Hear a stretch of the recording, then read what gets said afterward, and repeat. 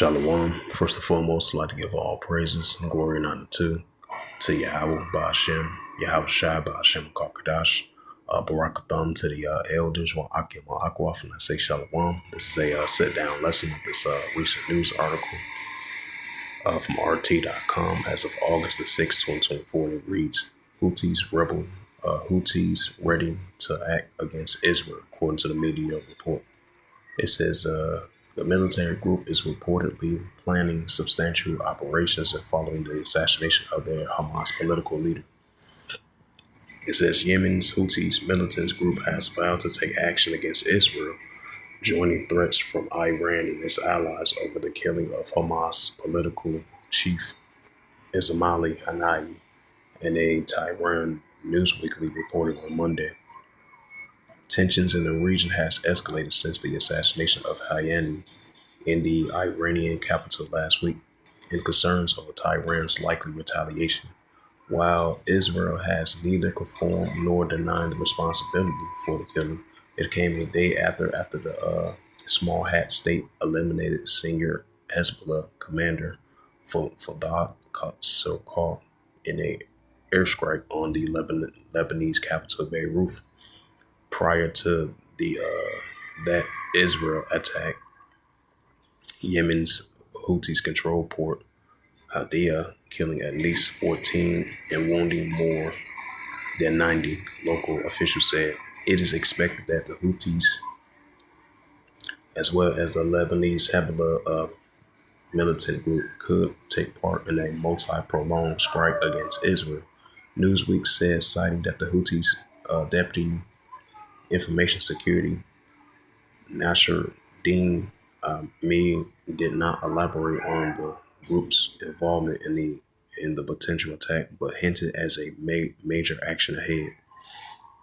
We tend during this period to speak little and act a lot, Amir told the outlet on Monday.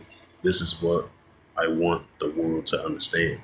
The Houthis and Shiite Islamic group, which controls a large part of Yemen, has been attacking the Israel-linked commercial shipping in the Red Sea since October of last year, response to the Israel's bombardment of Gaza.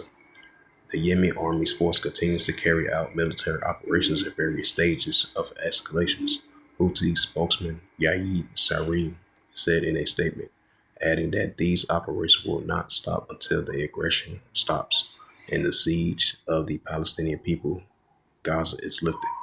The U.S. has beefed up the military presence in the region, including the borders of Yemen, Lebanon, Syria, since Haniyeh's assassination and the subsequent threats from Iran and its allies.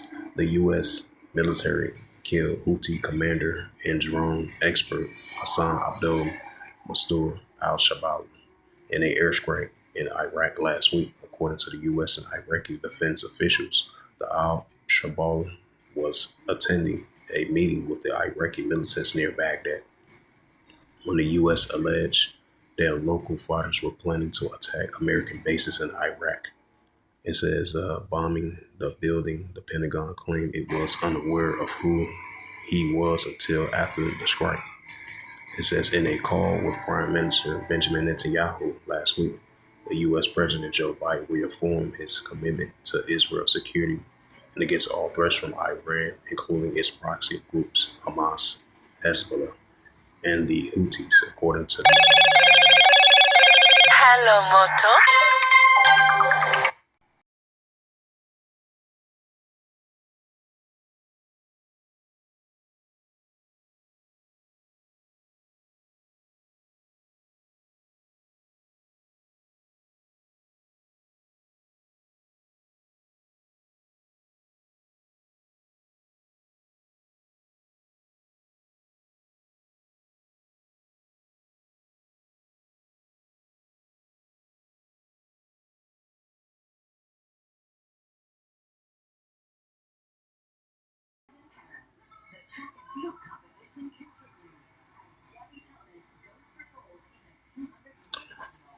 Salaki for the momentary pause.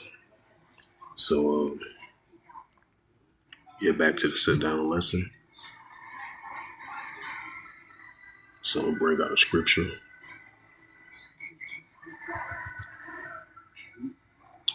get into that second Esdras.